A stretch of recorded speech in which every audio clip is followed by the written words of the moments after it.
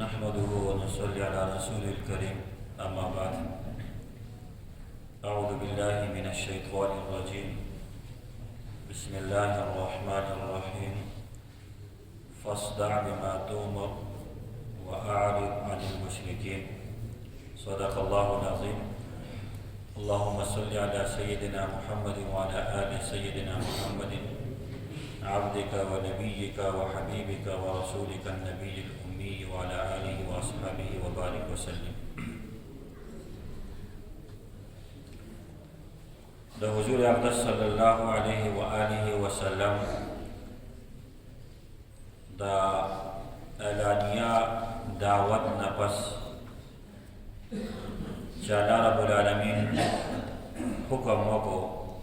فاصدع بما تؤمر واعرض عن المشرکین.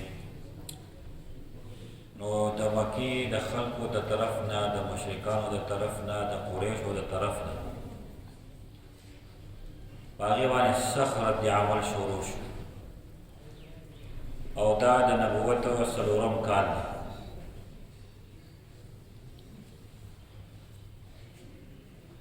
نن زموږ درس کې به دغه متعلق خبره کیږي چې نبی علیه الصلاة والسلام د حق هغه واشکافه اعلان وکړو، د مشرکانو رد عمل سو او بیا نبی علیه الصلاة والسلام ته هغو ذهني اذیت څنګه رسو او د نبی علیه الصلاة والسلام سره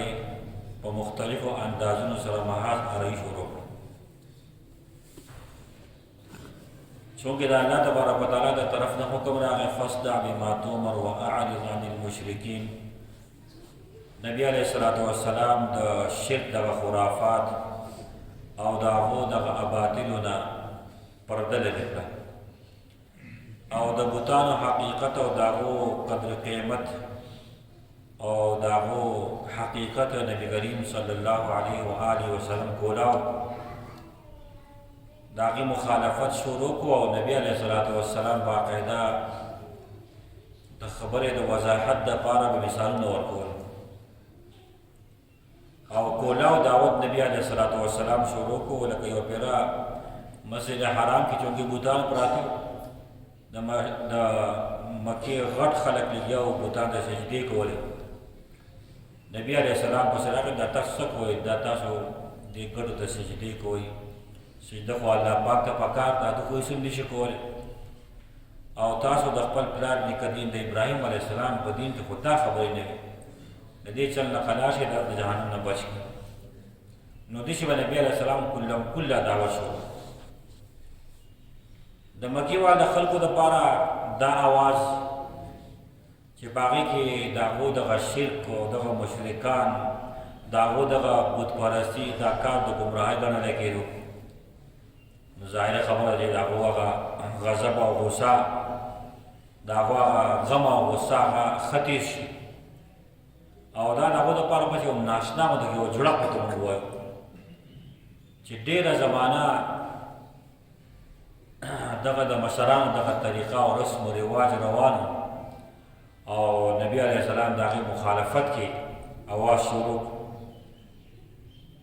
نو قریشو د دغه انقلاب د ویښ د کټ کولو دپاره بس ملا یې وتړله، ځکه چې هغو ته پته وه که مونږ د ده مخالفت ونه کړو، مونږ د ده رکاوټ جوړ نه شو، نو بیا خو د مکې د خلکو چې کوم هغه مذهبي مشري د هغه هم ختمه شوه او زمونږ چې کوم د پلار نیکه رسم و رواج طریقې هغه هم ختمې شوې. ځکه چې د پیغمبر علیه السلام دعوت قبلول د بت پرستۍ نه انکار او د نبي علیه السلام د رسالت تصدیق معنی دا ده چې د خپل ځان د خپل مال اختیار هغه د الله پاک د پیغمبر په لاس کې شو او هغو ته پته دا وه که موږ دا منو نو بیا خو زمونږ هغه مشري ختمېږي، زمونږ هغه سرداري ختمېږي او زمونږ هغه عزت به هم ختم شي، دا ټول هر ته برابر شي، یو هستې ته برابر شي. کېناستو په دارالندوه کې کېناستو او د دې مسلې دپاره یې سوچ او بچار شروع. ځکه چې خبره ځکه مشکل وه چې یو طرف ته خو د هغو د مشرانو د وخته کم رسم و رواج او کم بتپرستي وه او د هغو چې کم په عرب باندې خپل یو روب و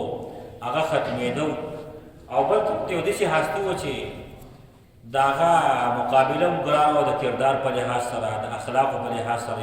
یو اعلی نمونه مخې ته وه نو د هغه مخالفت هم ګران و ځکه چې هغه مشهور په صادق او په الامین سره نو سوچ یې وکړه چې ډېره مناسب سهل اول له وباسو نو مشوره دا وشوه چې چونکې دی د ابوطالب په نګرانۍ کې دی نو یو وفد به تیار کړو د ابوطالب خوا ته به لاړ شي او هغه به د خپل واړه په قلاره پوه کړي چې د چم نه قلار شي په دې وفد کې عتبه و شیبه و ابو سفیان و عاص بن وائل و ابو جهل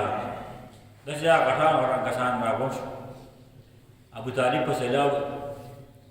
ورته وایي چې ګوره ستا دې وراره دا کومه خبره شروع کړې ده دا خو ته هم په هغه دین باندې ستا هم مخالفت کوي زموږ د پلار نیکه د طریقې نه مخالفت کوي یو نوی اواز یو نوی طریقې راویسته زموږ معبودانو ته بدې ردې وایي نو ته دی پوه کړه چې دی دې کار نه قلار شي او که ته یې نه شي قلاره موږ ته حواله کړه موږ پوه شو دی پوه شو موږ به یې قلار کړو نو ابوطالب هغه دې به زه به پوه کړم تاسو یې په نرمه ریشه سره رخصت کړو دغه وفد چې واپس لاړ نو دغه خلکو په دې باندې اکتفا ونه کړي بس موږ خبره کړې ده او ابوطالب به خپل وراره قلار کړي بلکې نبي علیه الصلاة والسلام ته د تکلیفونو رسولو سلسله هم شروع کړه او دې د مکې د کفارو په مختلفو اعتباراتو سره نبی علیه السلام ته تکلیفونه رسولي لکه یو پکې هغه د ذهني اذیت دا یې د وخت سره شروع او د هغې طریقه دا وه چې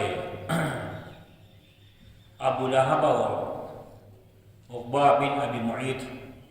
دا د نبي علیه السلام ګاونډیان نو تنګول لپاره نبی علیه السلام په کور کې په مازه باندې په کوم ځای ودرېدو دوی به پچې راغستې ګندګي به یې راغستې په هغه طرف به یې وویشته نبی علیه السلام به لاړ ځان به یې وینځه ځای به یې صفا کړو بیا په مازه باندې کله به کتل چې په کور کې سمکړی باندې کټوۍ باندې ده بس ګندګي به هغې خجلې به هغې ته یې ویشته نبی علیه السلام حضرت خدیجة الکبرا رضی الله تعالی عنها به هغه بلې لرې کو بلې باندې بیا مجبورا نبی علیه السلام یو برنده ورته جوړه کړه چې د دې ګندګۍ نه موږ محفوظ یو نبی علیه السلام د کور مخې به خجلې وغورځولې نن که ستا د کور مخې څو خجله وغورځوي موږ ته په تیلې کېږدي که نه موږ به هغې قادر نبی علیه السلام کور مخې به ګندګي چې مونده راوړوئ حضور اقدس صلی الله علیه وسلم به راته عجیبه ګاونډیان دي دا یې الفاظو عجیبه ګاونډیان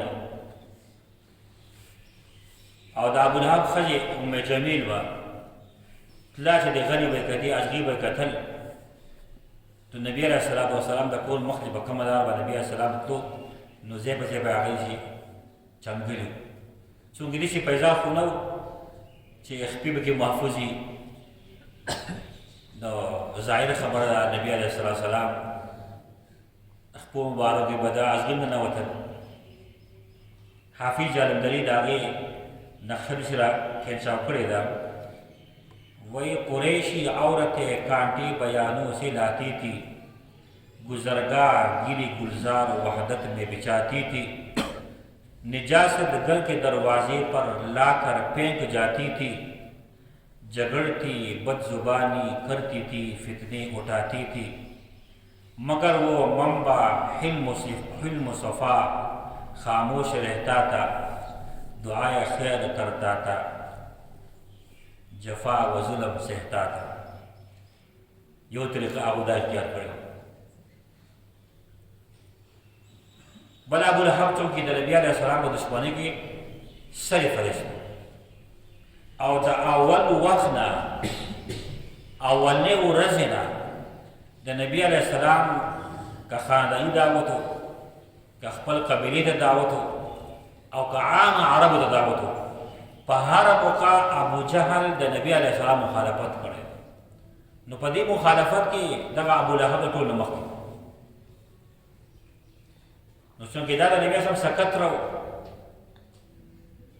د دوه زامنو عتبه او عتیبه د نبی علیه السلام ورونه ام کلثوم رضی الله تعالی عنها او حضرت رقیه رضی الله تعالی عنها چې دا د په نکاح کې رخصتي نه وشي ابو لهب خپل زامنو باندې دباو بوج دباو راوست زور یې راوست چې کله سوره لهب نازل شي کنه وی تاسو په ځای او په عام محفل کې د خلکو په مخ کې با تاسو هغه طلاق ورکړئ نبی علیہ السلام حرم شریف کې تشریف فرما دی خانه کعبه کې څکه ساو سړي دعوت سره نبی علیہ السلام خو مخند پرې خو دی دعوت په چلو عتبه او عتیبه راغلل او په ګستاخانه انداز سره نبی علیہ السلام د بدر دی ویو د نبی علیہ السلام لولې طلاقونه ورکړل او عتیبه یو خس کې تیز لاړ نبی علیہ السلام د بدر دی ویو د نبی علیہ السلام په اړه لري حضور اقدس صلی الله علیه وسلم اللهم سلط عليهم كلبا من كلابك یا لا په دبانې د خپل سپونه او سپې مسلط چې کله عتیبه لاړ ابو لهب ته قصه وکړه چې دې خبره شي د خیري کړي داسې خیري کړي ناغو د په چې خیري هو ټیک ټاک راشي با د کفار په پدې د پیغمبر خیري د ټیک ټاک موږ ته پته نه کې موږ احساس مسلمان د نشته او کافر د احساس نو ابو لهب د عتیبه شي بهر نه پرې خو وچرته کې سلمات نه کې ځکه دا د محمد خیري کړي یو په سفر باندې تو دا عتیبه له سره بوت یو ځای کې شپه راغله چې په کوم ځای کې د شپه راغله خواته ګرځه بوته وایي هغه سومعه ویل کې اته کې یو راهب ناسو نو دوی ته چې موږ د پړاو ورځم غشپه کوو نو هغه د شپه کوی خو به دلته کې درندګان راځي د شپې نو دا عتیبه او د ابو لهب سره یې پیدا شوه وی محمد خیري ګوره یاد ساته ابو لهب لګي څنګه بیا بل چانس نه دا خپل ټول قافله ول راوړ کړل وی تاسو خپه تر زما پر باندې حق دی تاسو مشر امام ما تاسو خدمتونه کړې دي هغه اوس دا بالکل باندې حق ته خدمت دی وای وی زما دا ځکه چې عتیبه د محمد خیري کړی دی او دی یریږي حالانکه رضا ابو لهب وی دی یریږي نو د دې حفاظت وکړو وی صحیح څنګه ته وی وی دې کار وکړو چې شا طرف ته خاصم دا سوماو ګرځي عبادت خانه ده او دې شا طرف ته ومنګه لري مخه دا ومنګه سامان کیږي او زما د ځای بیا په دغه سامان سره دغه موږ ځای برابر د کېدو لپاره او بهر کې چاپیر به تاسو زمونږ ځان ځګونه برابر کړي چې چېرته کې څه شی دې مات نه کړي خلکو یې صحیح ده اهل سیرو لیکلي دي چې شپه شوه منظره راغله رڼا خو ونه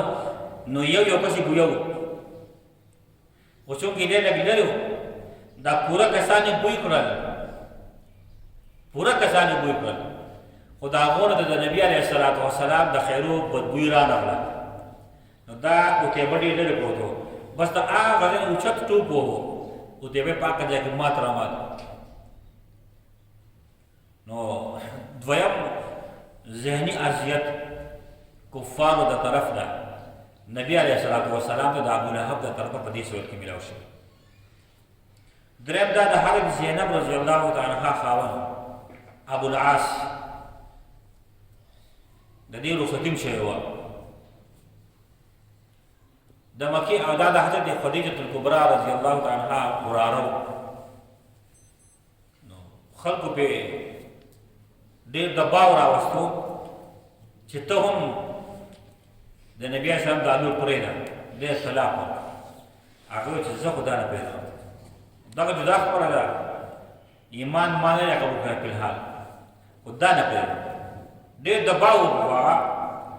نبی اسلام د دې خبرې پته خو ولګېده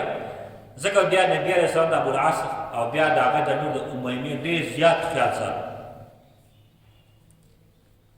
بیا چې کله څنګه ابو طالب حضرت محمد مصطفی صلی الله علیه وسلم ته نو په سختۍ خبره نه وکړي، اوس دا ویلو دا کسان داخلي لږ ګزاره کوه، لږه نرمي کوه. نبي علیه السلام د خپل دین کار چلو، اسلام ترقي کوله، دعوت عام شروع. نبی علیه السلام په هر ځای کې ناست و، یو ته بل ته، په چا پسې کور ته، په چا پسې بیټک ته، د چا دکان ته، د چا میلې ته، په هره طریقه نبی علیه السلام دعوت چلو. نو ظاهره خبره د مسلمانانو تعداد هغسې واقع دی. په دې وخت کې د مسلمانانو تعداد 129 افرادو ته رسېدلی او د دې 129 افرادو اجتماع او ناسته به د حضرت ارقم رضی الله تعالی عنه په کور کې کېده. نو قریشو بیا غټه جرګه راووښته چې هلکه موږ د ابوطالب ته خبره کړې وه او ابوطالب خو زموږ دغه باندې څه غوږ ونه کړو، بل وفد پسې لاړو او ورته وایي چې ګوره موږ دویم ځل په تا پسې وفد په شکل کې جرګې په شکل کې راځو، ته زموږ مشر یې، موږ ستا عزت کوو، موږ ستا خیال ساتو او تا ته مخکې هم دا خبره کړې ده د خپل وراره قرار کړه دی موږ مشرانو ته بد دي وایي، موږ ته د کفر نسبت کوي، موږ ته د شرک نسبت کوي او موږ بوتانو ته بد دي وایي، په دې موږ خفه کېږو، زموږ دین هغه دی ګمراه ګڼي. نو یا خو دا خپل وراره ته پوه کړه، که ته یې نشي پوه کړی چې موږ ته یې حواله کړه موږ ورسره پوه شو، او که دغه نه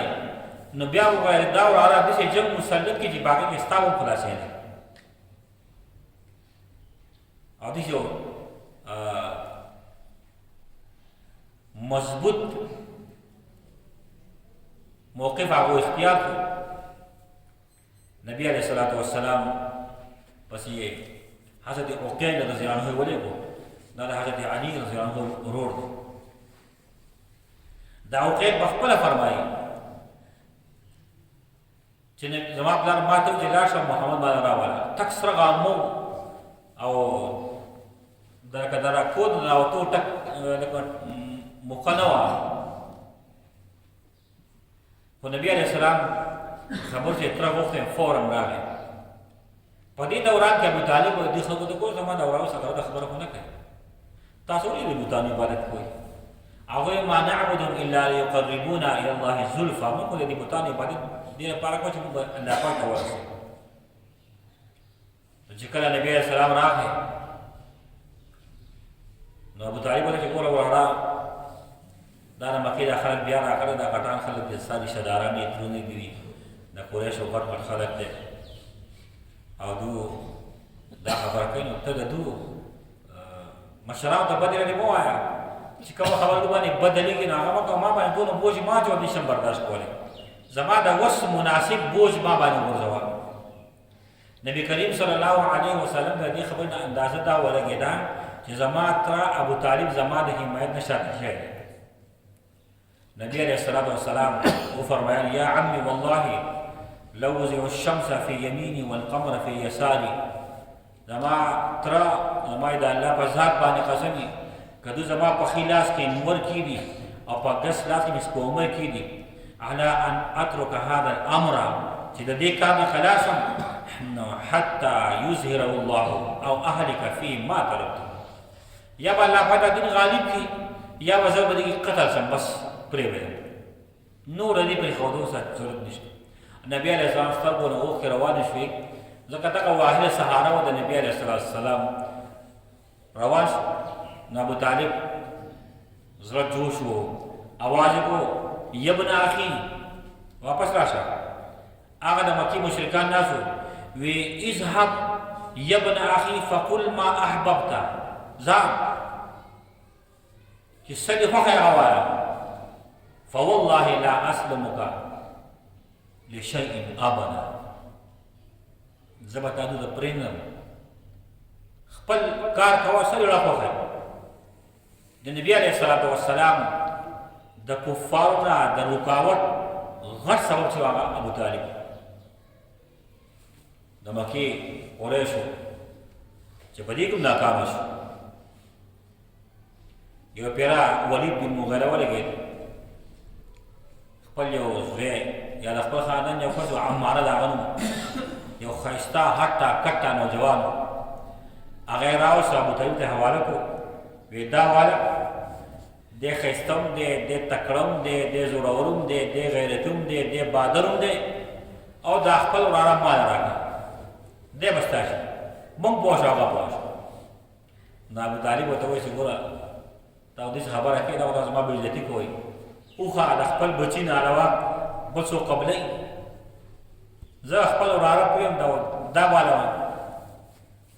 نو دا خو نشي کوي نو مطعم بن عدي ورته وایي چې ګوره دا خو انصاف کار دی ونه کړو دې خلکو تاسو د انصاف خبره وکړه بس د هغه هغه زوی ته واله او دې هغو ته حواله کړه چې قصې ختمې شي نو حضرت ابوطالب ورته وایي چې دا د انصاف خبره نه ده زما بېعزتي کوي تاسو ټول زما د بېعزتۍ او زما د رسوا کولو دپاره جمع شوي لیکن والله زه به د ده د حمایت نه یو قدم نه شاته کېږم څو به زه ژوندی یم تاسو چې څه کوج وکئ زه به د ده حمایت کوم دې کې هم ناکامه شو د بنو امیه یو غټ سردار دی عتبه بن ربیعه دا د ابوسفیان څخه نوم دی یو ورځ دې خپلو مرګو ته قریش ته وایي وایي زه یو کار کوم که ستاسو خوښه وي او زما له به اختیار راکوئ هغه یې څه اختیار درکړو حرم شریف په خانقاه کې ناست دي وي به تاسو ما له اختیار راکړئ چې زه به د ده سره پټې ده ته څه لالچ ورکوم کېدای شي په هغې باندې دا محمد د خپلې خبرې نه قلار شي بس هغو دی ستا د اختیار دی ته څه کوې وقلار شي دا کفار به ناست دي عتبه راغی نبی علیه السلام مخې ته کېناست وایي ګوره ته یو ډېر شریف انسان یې او ډېر صادق او امین یې ستا یو عزت دی په دې معاشره کې ستا پلار نکاح دا غټ خلک تېر شوی دی ستا اعلی خاندان دی خو اوس تا یو داسې خبره شروع کړې چې هغه په دې مکه کې به د هغې د وجې نه پریشاني به لګېږي نو که ته مال غواړې ته ما ته ووایه څومره مال دې پکار دی څومره مال من به تا دومره مال راجمع کړو چې په دې مکه کې به ستا نه څوک مالداره دی او که سرداري غواړي د دې ټولې مکې چې څومره سرداران دي هغه به راشي او ستا په لاس بیعت وکړي ته به د مکې به ټول سردار به کوي او که ته حکومت غواړې نو دا عرب به دله موږ راغونډ کړو تا به د دې بادشاه جوړ کړو او که تا به لیونتوب وي چې جنات د باندې نه موږ ته وایي چې علاج ته حضور اقدس صلی الله علیه وسلم د عتبه بن ربیعه دا خبرې واورېدې په جواب کې د فرمایي حامیم تنزیل من الرحمن الرحیم کتاب فصلت آیاته قرآنا عربیا دا د سورې حامیم سجدې آیتونه شروع کړل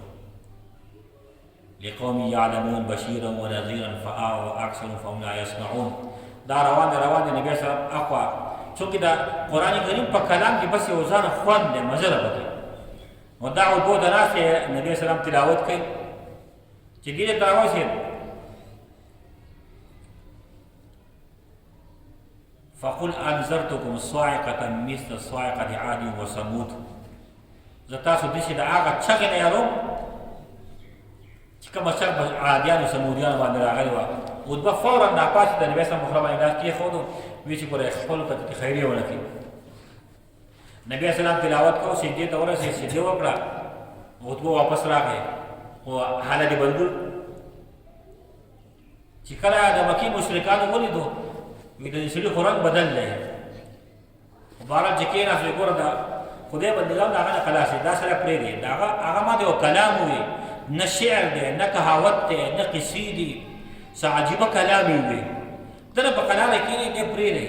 که چېرته کې عربي مخالفت وکړو جو هغه به یې غم وکړي تاسو محفوظه یې او که چېرته کې دی په خلکو باندې غالب شو خو ستاسو د خاندان سړی دنه قلار شئ خلکو یې دی خو زه بل بل څه وایي ته مو سره لېږلی یو ته وایې څه عتبه روان شو ابوجهل پسې فورا لاړ وی د خدای بنده وي دا خلک به د ټوکې مسخرې شروع کړي راکړه څه خبره جوړه کړه یې خلکو څه بانه وکړه ځکه تا باندې کلام اثر کړی دی چې هغه یې راواپس کړو هغه یې سړي ویلي سړي به د کلام کې اثر دی په ما باندې جادو کړی چې ما څه بل څه مې ووایي واپس لاړ. نبی علیه الصلاۃ والسلام خپل دین دغه شروع کړی. ولید بن مغیره ولګېد، د بل د قسمت د حج ورځې نږدې شوې، خلک بهر ته راتلل. د دې ولید بن مغیره غم او فکر پیدا شو چې د دې سړي په دې خبرو کمال دی، د ده چې دې چا ته خبره کوي په هغو باندې اثر کوي. نو ښه دا ده چې څه مشوره ور وکړو. دا د مکې دا غټ غټ خلک راغونډ کړل، ویې هلکه څه مشوره وکړو د دې سړي باره کې. د بهر نه چې کوم خلک راځي نو داسې نه چې یو خبره کوي بل بله خبره کوي. تاسو به د یو بل خبرو په خپله تکذیب کوئ. یو به چې لیونی دی، بل به چې شاعر دی، یا خلک وایي تاسو یو څه وایي بل څه وایي. په یوه خبره باندې متفق شئ چې دلته به څه وایو. دا خلک به څنګه دنه متفقه کړو. هغو ته ته څه ووایه؟ ویې نه ول تاسو ووایئ.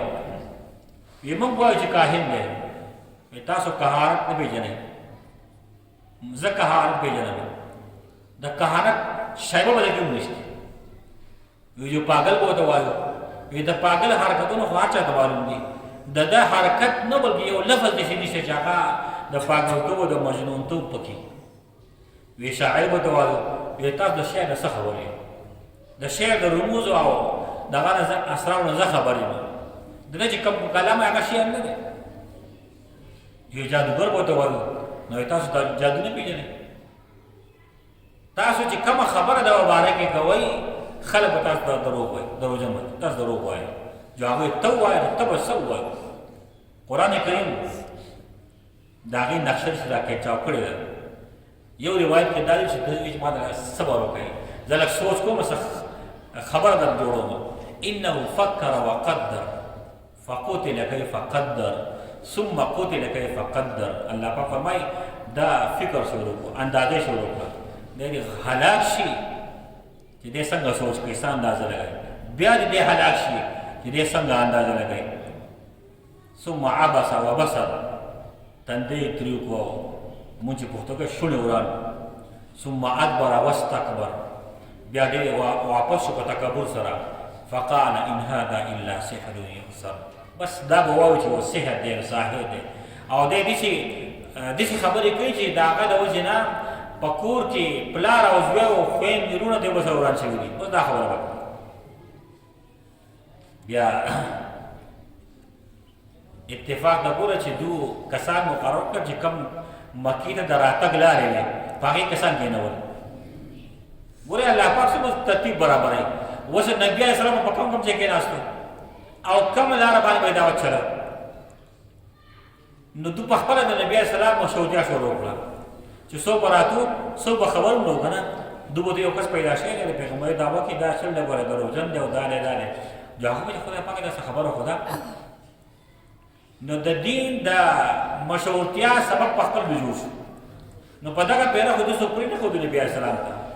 چې ایمان یې راوړی وی. لیکن د خلکو غوږونو ته یوه خبره ورسېده چې په مکه کې یو کس پیدا شوی دی، د نبوت دعوه یې کړې ده.